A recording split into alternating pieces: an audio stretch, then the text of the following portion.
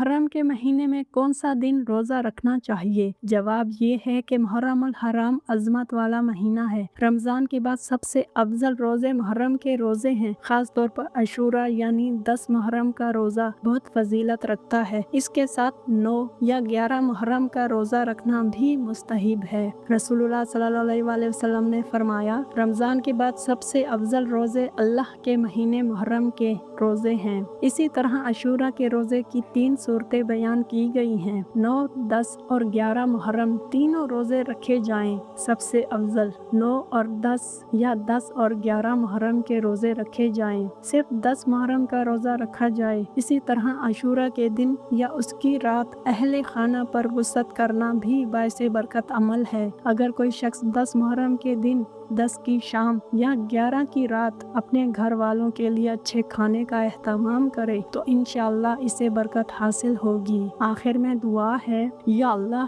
ہمیں محرم کی حرمت کا صحیح شعور عطا فرما، ہمیں صبر، تقوی، اخلاص اور نیک اعمال کی توفیق عطا فرما، ہمارے گھروں میں برکت، سکون، محبت اور رحمت نازل فرما، ہمارے رزق میں کشادگی عطا فرما، ہماری بیماریوں کو دور فرما، ہماری اولاد کو نیک بحیا اور دیندار بنا اور ہمیں دنیا و آخرت کی کامیابیاں نصیب فرما، آمین یا رب العالمین۔ اگر آپ کو یہ ویڈیو پسند آئی ہو تو اسے اپنے پیاروں میں شیئر ضرور کیجیے گا، ہو سکتا ہے آپ کا ایک شیئر ان کی زندگی بدل دے، اور ویڈیو پسند آئی ہے تو اسے لائک ضرور کیجیے گا، کیونکہ یہی ہماری موٹیویشن ہوتی ہے اور یہی ہماری طاقت ہے۔ جزاک اللہ خیرہ، اللہ حافظ۔